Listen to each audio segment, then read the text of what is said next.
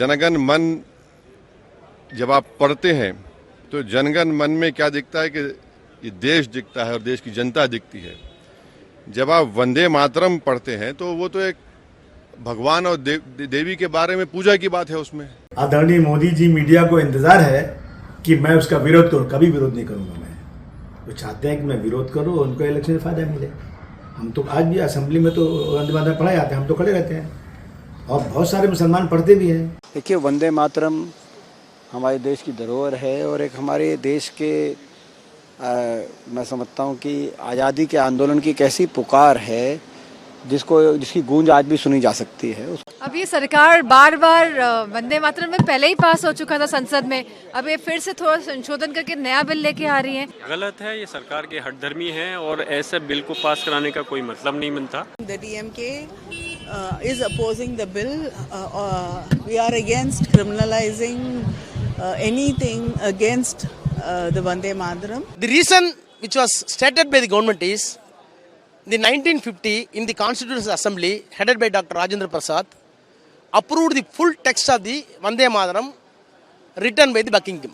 देखिए, बड़े दुर्भाग्य की बात है कि इस मुद्दे पे कोई राजनीतिक बयान विपक्ष का नहीं आता है, कोई इसका खंडन का बयान नहीं आता है। हम ही को कातिल कहेगी दुनिया, हमारा ही कत्लेआम होगा।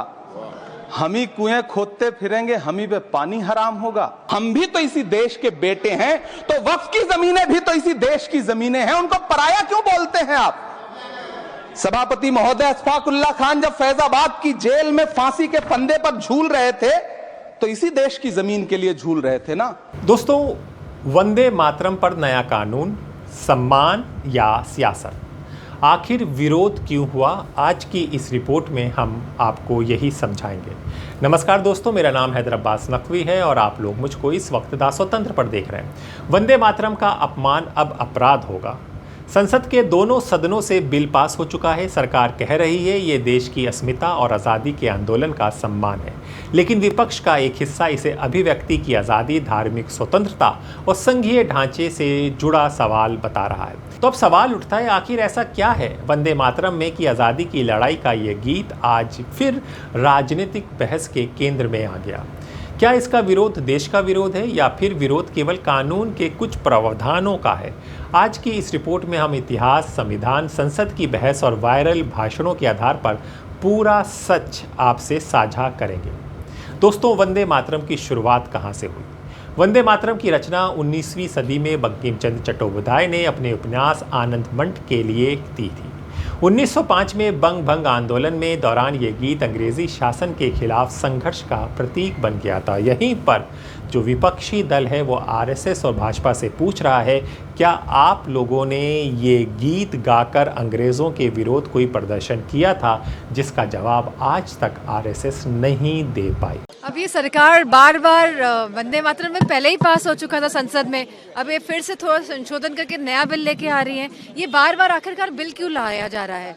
एक तो नारी अधिनियम बिल दोबारा लाया गया, उसके बाद जो कल एक बिल आया था, कौन सा था वो जो कल आया था, वो भी पेपर लीक पे जो अमेंडमेंट्स आए थे, ये दोबारा लाया जा रहा है और आज वंदे मातरम में दोबारा लाया जा रहा है। हम तो चाहते हैं कि जो चंदा चोरी हुई है राम मंदिर की, हम तो उस पर चर्चा चाहते हैं कि आखिरकार जो हजारों करोड़ रुपए आए जब राम मंदिर का भव्य शिलान्यास हुआ, जब वो भव्य मंदिर बन के तैयार हुआ, तो भगवान राम जी के जिस तरह से चंदे में, दान में, लोगों के संकल्प में, लोगों की श्रद्धा और निष्ठा की लूट हुई, हम तो उस पर चर्चा चाहते हैं। तो कहीं ना कहीं ये सरकार ध्यान भटकाने वाली राजनीति करती है और जो लोग जिन्होंने राष्ट्रीय ध्वज नहीं फहराया और जिन लोगों ने, जो इनके संगी साथी है, उन्होंने कभी राष्ट्रीय गीत या राष्ट्रीय गान का सम्मान नहीं किया, वो आज इस तरह के बिल लेके आ रहे हैं। तो आफ्टर ऑल ये है क्या? जिन लोगों ने यूथ को इतना मारा, जिन्होंने उनका सम्मान नहीं किया हमारे यूथ का, वो इस तरह के बिल लेके आ रहे हैं। केवल ध्यान भटकाने की राजनीति हो रही है जिससे कि मूल मुद्दे पे बात ना हो। जी हाँ, हजारों स्वतंत्रता सेनानी वंदे मातरम का नारा लगाते हुए जेल गए, तो क्या आरएसएस का कोई आदमी इनके साथ जेल गया था? इसका जवाब, यानी कि हिंदू महासंघ का, इसका जवाब भी आज तक आरएसएस और बीजेपी नहीं दे पाए। गलत है, ये सरकार के हठधर्मी है और ऐसे बिल को पास कराने का कोई मतलब नहीं बनता, जो कि तुष्टीकरण का हो, बांटने का हो। और एक विशेष वर्ग के जिसमें अल्फाज खिलाफ हैं मज़हब के, तो ऐसे बिल को पास कराने की मैं इसकी निंदा करता हूँ और मैंने विरोध भी किया। और गलत है ये, भारतीय जनता पार्टी ने बगैर एकदम हर जल्दबाजी के अंदर, जबकि आज का कोई दिन नहीं था, आज दूसरा बिल आना था, लाए और बगैर चर्चा के पास करा दिया। हम इसका विरोध करते हैं और ये बीजेपी सिर्फ इस प्रकार की राजनीति करना चाहती है, ऐसे बिलों को पास करा करके समाज को बांटने का प्रयास करना चाहती है। यानी इतिहास में इसकी भूमिका बेहद महत्वपूर्ण रही है, लेकिन आज जो लोग सवाल उठा रहे हैं, आज जो लोग इसको बता रहे हैं, वो उस वक्त कहीं नज़र नहीं थे, कहीं इतिहास में दर्ज नहीं थे। तो फिर विवाद शुरू कहाँ से हुआ, इसको समझिए। विवाद की शुरुआत इसके पूरे गीत से हुई। गीत के बाद के कुछ हिस्सों में भारत माता की तुलना दुर्गा, लक्ष्मी और सरस्वती जैसी देवियों से की गई। कुछ मुस्लिम संगठनों और कुछ अन्य धार्मिक समूहों ने कहा कि उनके धार्मिक विश्वास किसी अन्य देवता की उपासना की अनुमति नहीं देता। यही कारण था कि स्वतंत्र भारत के शुरुआती वर्षों में इस विषय पर लंबी चर्चा हो चुकी है। The DMK is opposing the bill. We are against criminalizing anything against the Vande Mataram. This bill actually pushes the state rights, the sentiments of the people in the different states to the third place.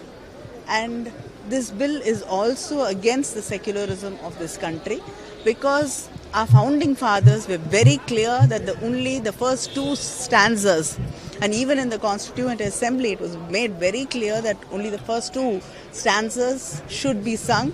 Now this bill is insisting that all 6 stanzas should be sung. It will hurt the sentiments of people of different faiths, and by this bill the government is trying to further polarize the country and to divide it. संविधान सभा ने क्या फैसला लिया था? 24 जनवरी 1950 को संविधान सभा के अध्यक्ष डॉक्टर राजेंद्र प्रसाद ने घोषणा की थी कि जन गण मन राष्ट्रीय गान होगा। साथ ही उन्होंने कहा था कि वंदे मातरम को भी समान सम्मान दिया जाएगा। व्यवहार में केवल 2 अंतरे सार्वजनिक रूप से गाए जाने की परंपरा बनी, इसीलिए क्योंकि उनमें देवी पूजा का उल्लेख नहीं है। ध्यान देने वाली बात यह है कि संविधान में राष्ट्रीय गीत की अलग से कोई परिभाषा नहीं दी गई है। History with this is? No, how many times? Yeah. You want in English? Yeah.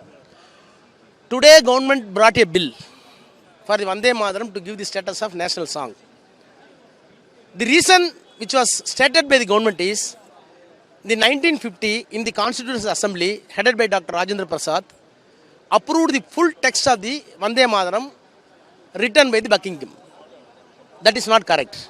In the Constitution Assembly, it was decided only 2 stanzas will be played or sung. In the last day of the Constitution Assembly, this song was sung, only 2 stanzas. So except 2 stanzas, any other stanzas is going to be sung by way of the legislative measures. It is ultra virus. अब नया कानून क्या कहता है? सरकार का कहना है कि राष्ट्रीय गीत का अपमान रोकना आवश्यक है और इससे कानून से उसके सम्मान की रक्षा होगी। विपक्ष के कई दलों ने सवाल उठाया कि सम्मान ज़रूरी है, लेकिन क्या सम्मान को आपराधिक कानून के जरिए लागू किया जाना चाहिए? यही बहस संसद में देखने को मिली। देखिए, बड़े दुर्भाग्य की बात है कि इस मुद्दे पे कोई राजनीतिक बयान विपक्ष का नहीं आता है, कोई इसका खंडन का बयान नहीं आता है। आज देश के गीत को एक राष्ट्र गीत की हम बात करें तो उसको कैसे कोई विरोध कर सकता है? क्या उसका राष्ट्रगीत का कोई धर्म होता है? कोई धर्म नहीं होता है। आज देश के आजादी के पहले भी ये गाना कांग्रेस के अधिवेशन में भी बजता था और आज उसी का विरोध हो रहा है। तो क्या तुष्टीकरण नहीं है तो क्या है? मुझे नहीं लगता है कि मातृभूमि की वंदना करना किसी धर्म के साथ देख के जोड़ना चाहिए। हर देश का अपना राष्ट्रगीत होता है, राष्ट्रगान होता है, उसका सम्मान होना चाहिए।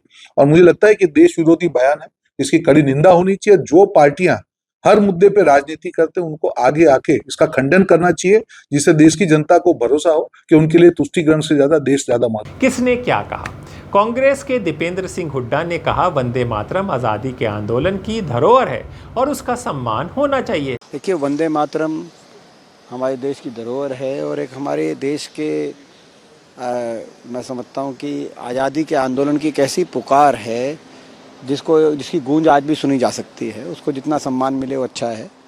और वंदे मातरम वो गीत है जो भारतीय राष्ट्रीय कांग्रेस ने अपने राष्ट्रीय अधिवेशन में उसको राष्ट्रगीत का दर्जा देने का कार्य किया था आज़ादी के आंदोलन में।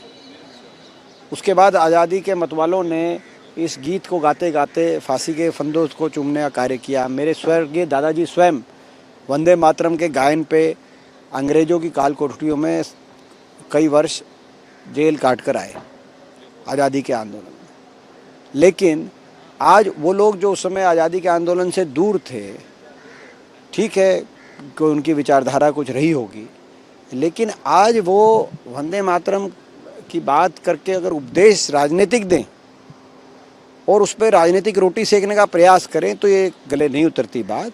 ये वंदे मातरम गीत सबका है, ये भारत देश सबका है। भारत देश की आज़ादी के लिए कुर्बानियाँ सबने दी हैं और इसीलिए देशभक्ति की बात पर कोई अगर पार्टी इस तरह की कोई बात करे तो मैं समझता हूँ उचित नहीं। समाजवादी पार्टी के अबू आजमी ने कहा कि वंदे मातरम का विरोध नहीं करते और विधानसभा में सम्मान के साथ खड़े होते। आदरणीय मोदी जी, मीडिया को इंतजार है कि मैं उसका विरोध करूँ, कभी विरोध नहीं करूँगा मैं। वो चाहते हैं कि मैं विरोध करूँ, उनको इलेक्शन में फ़ायदा मिले। हम तो आज भी असेंबली में तो वंदे मातरम पढ़ाए जाते हैं, हम तो खड़े रहते हैं और बहुत सारे मुसलमान पढ़ते भी हैं। हमें कोई इसका एतराज़, जिसको जो लोग भी पढ़ना चाहें पढ़ें, जो नहीं पढ़ना चाहें वो मैं समझता हूँ कि कानून बनाए तो खड़े होकर के सम्मान कीजिए, मत पढ़िए।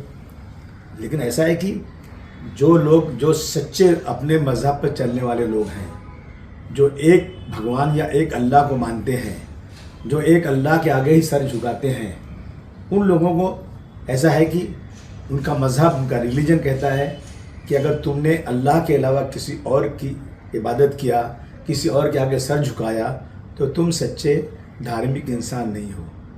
उड़ीसा कांग्रेस अध्यक्ष भक्त चरण दास ने कहा कि वंदे मातरम को सांप्रदायिक चश्मे से नहीं देखना चाहिए क्योंकि आज़ादी की लड़ाई सभी धर्मों के लोगों ने मिलकर लड़ी थी।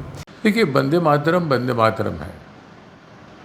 आप वंदे मातरम की जिस स्पिरिट से और जिस भावना से बनाया गया था, उस भावना को आप कम्युनल नहीं बनाए। उस भावना को राष्ट्रीयता भावना सारे प्रकृति का वर्णन है। सुजला सुफला शस्य श्यामला सारा है। जो हमारे इंसान भी इस तरह से हैं, अनेक जाति धर्म वर्ण के बावजूद भी हम साथ ही मिल के आज़ादी की लड़ाई लड़े और साथ मिल के इंडिया को यहाँ तक लाए हैं। तो जो स्पिरिट में वंदे मातरम को गाया गया था, वो स्पिरिट पर दूसरा कोई हस्तक्षेप नहीं होना चाहिए। वो spirit should continue, the Indian spirit with Vande Mataram, that should remain intact. आप उसमें पॉलिटिक्स नहीं लाना चाहिए। वहीं डीएमके के, वीसी के, एआईएम के और कुछ अन्य दलों के कानून के कुछ प्रावधानों पर आपत्ति जताई। उनका कहना था कि किसी सांस्कृतिक प्रतीक के सम्मान का आपराधिक दंड से जोड़ना सामाजिक तनाव बढ़ा सकता है और धार्मिक स्वतंत्रता से जुड़े प्रश्न खड़े कर सकता है। இந்த வந்தே மாதரம் பில் அறிமுகப்படுத்தப்பட்டிருக்கு, அது பாஸ் ஆயிருச்சு. ஆனால் தமிழ்நாடை பொறுத்த மட்டும் கவர்னர் அவர் வந்து இந்த வந்தே மாதரத்தை வச்சு ஒரு பாலிடிக்ஸ் ப்ளே பண்ணுறாருன்றது தான் இங்கே இருக்கக்கூடிய கருத்து. அதை வந்து பாராளுமன்றத்திலையும் கருத்து தெரிவிச்சிருக்கிறாங்க. நமது கவர்னர் அவர்கள் வந்து national anthem, national song, Tamil anthem, Tamil தாய் வாழ்த்து, இது மூணையும் வச்சுக்கிட்டு பாலிடிக்ஸ் பண்ணிக்கிட்டு இருக்கிறாரு. நாட்டில் இதை விட பெரிய பிரச்சனைகள் இருக்குது. பட் நம்மளுடைய மத்திய சர்க்கார் வந்து இந்த மாதிரி பாடல்கள், சென்டிமெண்ட்டு, உசுப்பத்திர வேலைகளை மட்டும்தான் பார்த்துக்கிட்டு இருக்காங்க.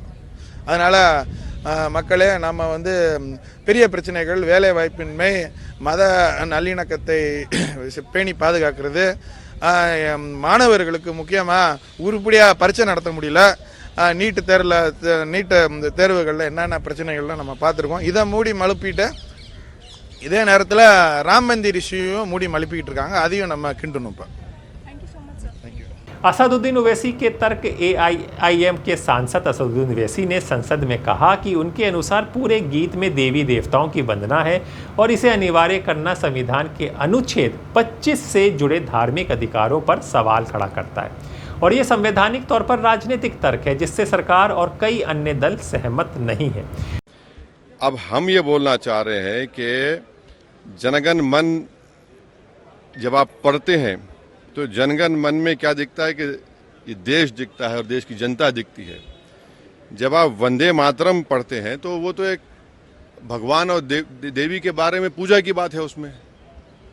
अब उन मुजाहिदीन आज़ादी को क्या बोलेंगे जिन्होंने इस देश के लिए कुर्बानी दी, चाहे वो मौलाना महमूदुल हसन हो, हुसैन अहमद मदनी हो, मौलाना अबुल कलाम आज़ाद हो, मौलाना काफ़ी हो। ये तो देश को आज़ाद कराने के लिए किया था। यहाँ पर आप देश को इस तरह से पेश कर रहे हैं। और जनगण मन जो लिखा गया था वो तो जनता के लिए लिखा गया था। और मैं कह रहा हूँ कि 1950 में राजेंद्र प्रसाद में बहुत बड़ी गलती की। बगैर रेजोल्यूशन के उन्होंने कह दिया कि नेशनल सॉन्ग है, जबकि रेजोल्यूशन लेना चाहिए था उनको। तो और कहीं पर भी नेशनल सॉन्ग का डेफिनेशन नहीं है। तो आप इसको इस तरह से मुसल्लत कर रहे हैं देश के ऊपर, तो ये गलत है बिल्कुल। आर्टिकल 25 फ्रीडम ऑफ रिलीजन है, उसके स्टैंजास पढ़ लीजिए आप। मैं एक मुसलमान हूँ, मैं सिवाय अल्लाह के किसी की इबादत नहीं करता हूँ। अगर मैं किसी की बात करूँगा तो मुसलमान कहाँ रहूँगा? तो आप तो आर्टिकल 25 का, 26 का, 29 का ग्रेव वायलेशन कर रहे हैं। और ये बता दीजिए, ये संघी आरएसएस के लोग कभी वंदे मातरम पढ़े? ये लोग कहाँ पढ़े बताइए? माफीनामे लिख रहे थे। और हिंदू महासभा और मुस्लिम लीग तो फौज जमा कर रहे थे अंग्रेजों को देने के लिए। आपने कभी जिंदगी में पढ़ा ही नहीं। और आखिरी बात, हमारा संविधान का जो प्रियम्बल है वो किससे शुरू होता है? We the people. भारत माँ से नहीं शुरू होता है ना, कहाँ शुरू होता है? तो आप तो ये तो बिल्कुल ही संविधान के खिलाफ, उन मुजाहिदीन आज़ादी के खिलाफ। और जो काम बोस नहीं किए, रविंद्रनाथ टैगोर नहीं किए, वो काम आप ये कर रहे हैं। जो कमेटी बनाई गई थी उन्होंने कहा कि नहीं।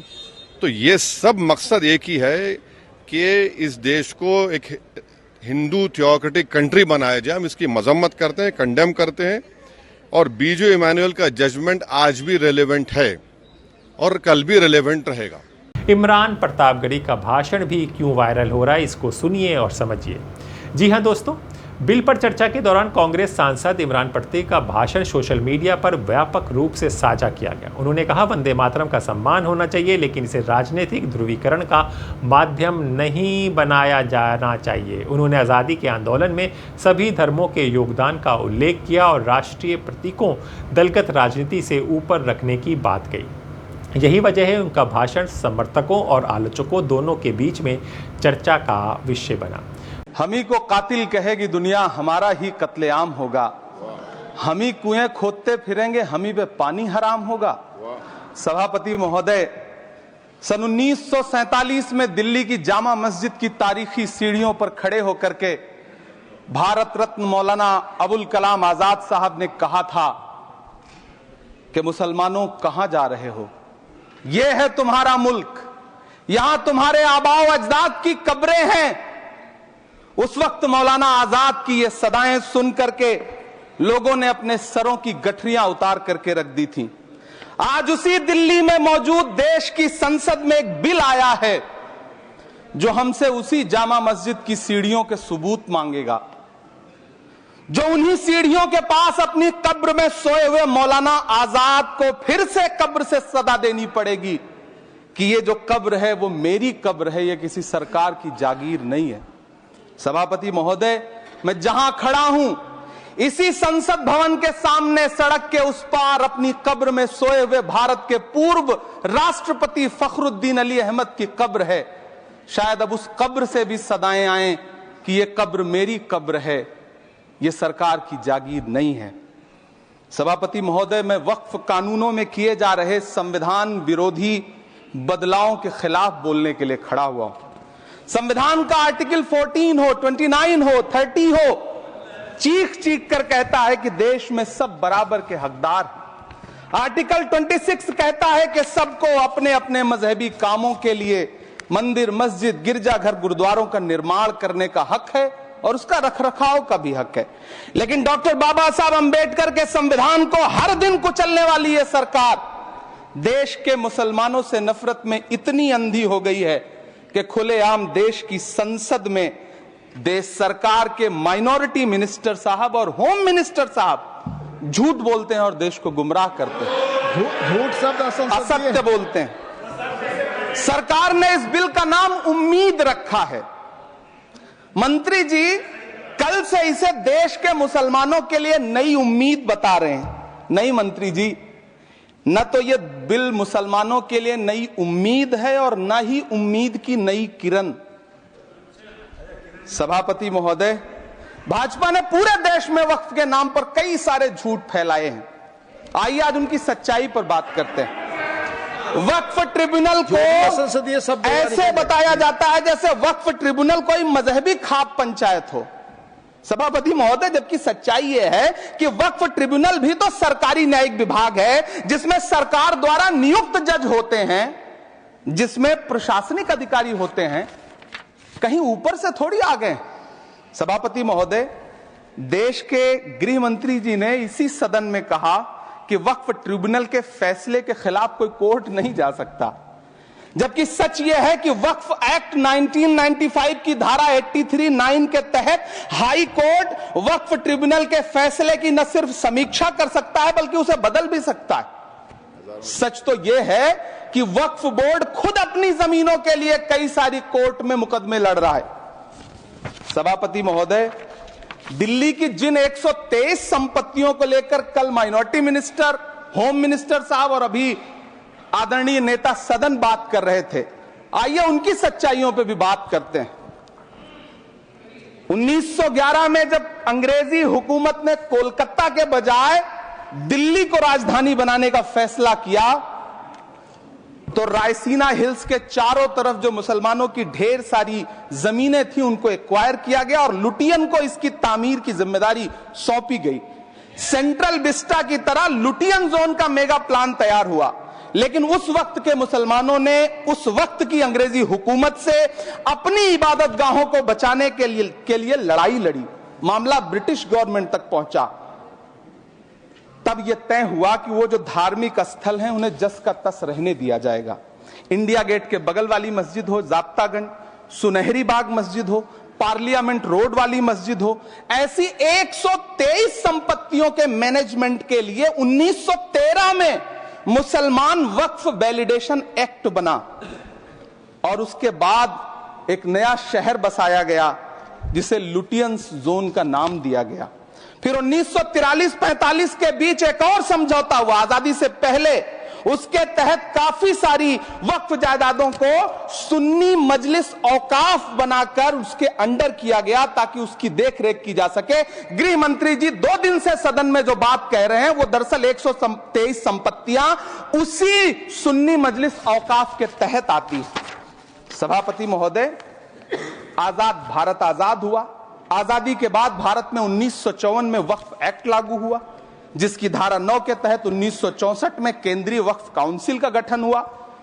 दिल्ली की वही 123 प्रॉपर्टीज को 1970 में सर्वे गजट करके गजट नोटिफाई किया गया। इसके निपटारे के लिए पूर्व प्रधानमंत्री इंदिरा जी के द्वारा 1974 में एक बर्नी कमेटी बनाई गई। बर्नी कमेटी ने 1976 में इन 123 संपत्तियों को दिल्ली वक्फ बोर्ड की संपत्ति होने की रिपोर्ट सौंपी। उस रिपोर्ट के आधार पर 1984 में कांग्रेस सरकार ने उन 123 प्रॉपर्टीज को दिल्ली वक्फ बोर्ड को सौंपने का फैसला किया, जिसके खिलाफ विश्व हिंदू परिषद कोर्ट गई। मामला 2011 तक पेंडिंग रहा। फिर 2011 में कोर्ट ने सरकार को आदेशित किया कि इसका निपटारा करो। तब 2013 में तत्कालीन यूपीए सरकार ने दिल्ली की उन्हीं 123 जायदादों को बर्नी कमेटी की सिफारिशों के मुताबिक वक्फ बोर्ड के हवाले किया।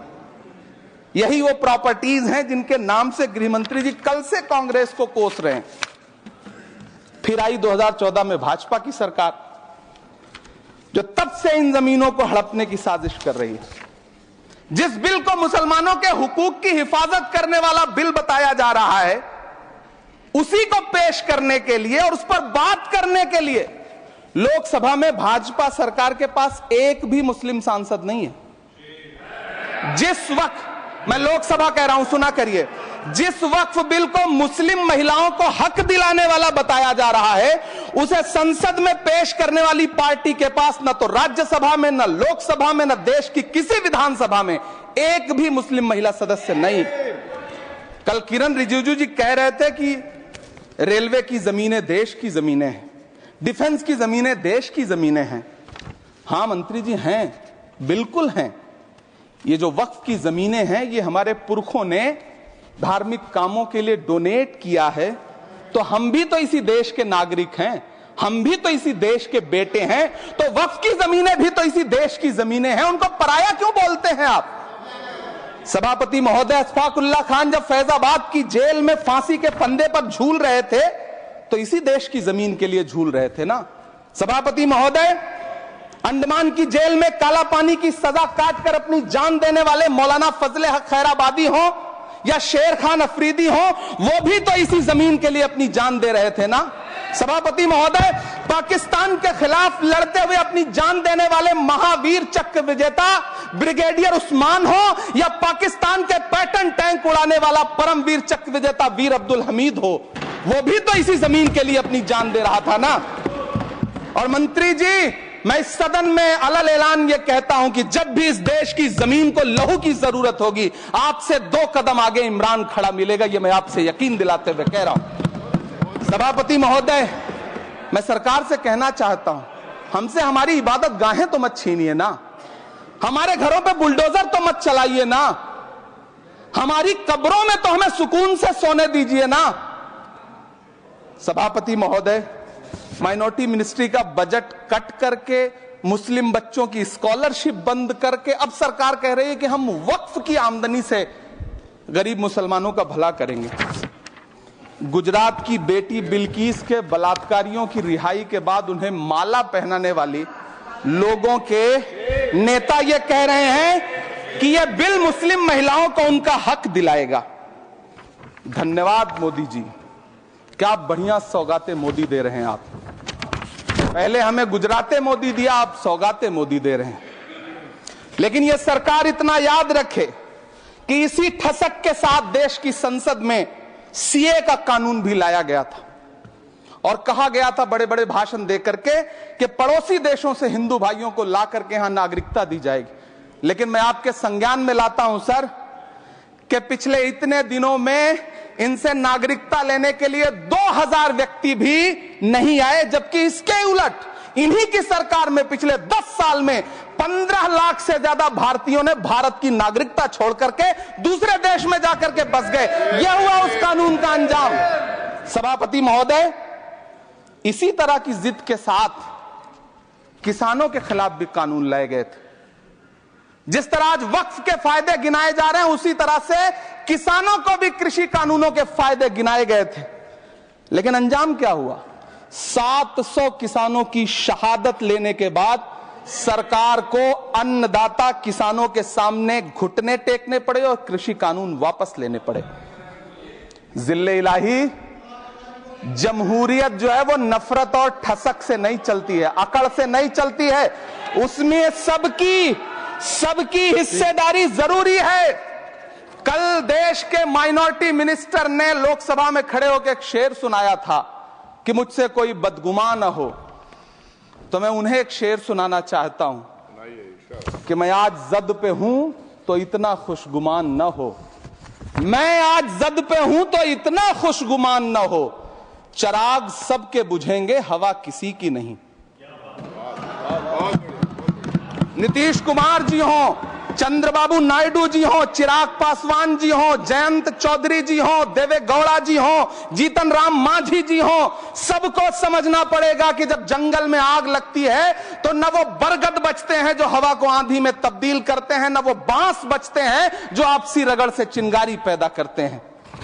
सभापति महोदय, जब देश को मनमोहन सिंह साहब जैसा काबिल प्रधानमंत्री मिलता है तो देश को आरटीआई जैसा एक्ट मिलता है, सेज जैसा एक्ट मिलता है, मनरेगा जैसा एक्ट मिलता है, लिबरलाइजेशन मिलता है, राइट टू एजुकेशन मिलता है, नेशनल फूड सिक्योरिटी एक्ट मिलता है।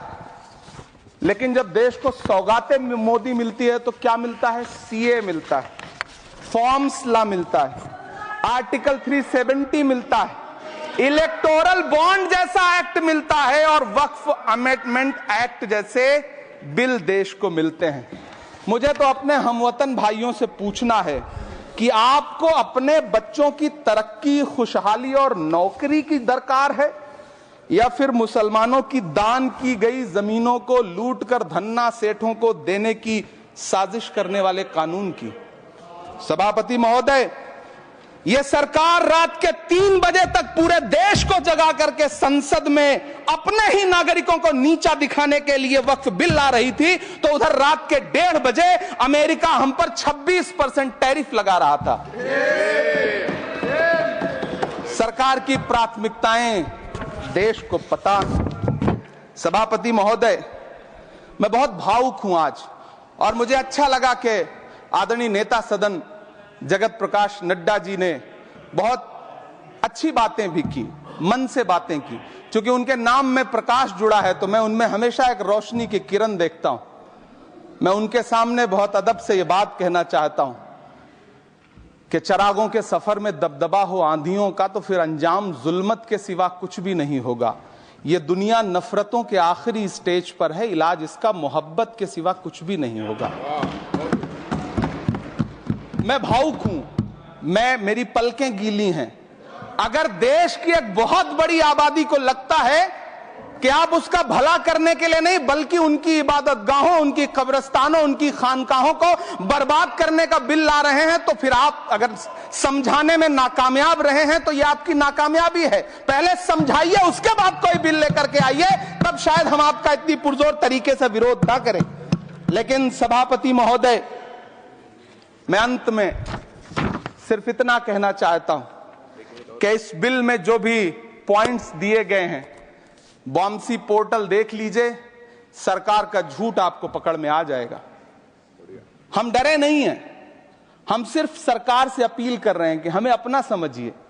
हम आपके अपने हैं, इस देश के नागरिक हैं, और आप ताकत में हैं। संख्या बल के आधार पर बिल हो सकता है आप पास करा ले, लेकिन आपको यह बात समझनी पड़ेगी कि हम तो वो तारीख हैं, जहनों में रहना है जिसे, कागजी पुर्जे नहीं जो फाड़ डाले जाएंगे। जिस जमीन पर मैं खड़ा हूं यह मेरी पहचान है। आप आंधी हैं तो क्या मुझको उड़ा ले जाएंगे? आपको यह बात समझनी पड़ेगी।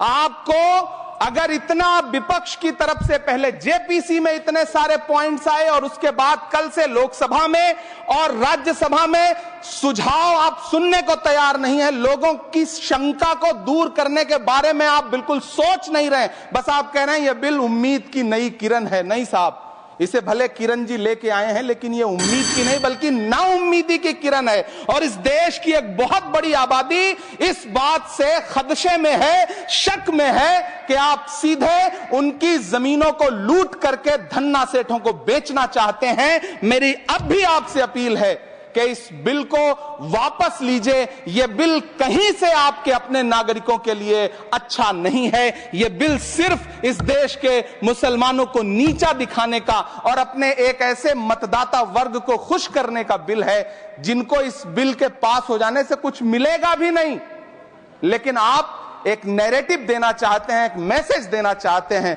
मेरी आपसे अपील है कि कृपया ये जो सबका साथ सबका विकास का नारा है, इस नारे को रत्ती भर तो चरित्रार्थ कर दीजिए। प्रधानमंत्री की अनुपस्थिति पर भी सवाल हुए। शिवसेना यूबीटी के सांसद संजय राउत ने सवाल उठाया कि यदि सरकार इस बिल को इतना ही महत्वपूर्ण मानती थी तो प्रधानमंत्री विशेष चर्चा में मौजूद क्यों नहीं थे?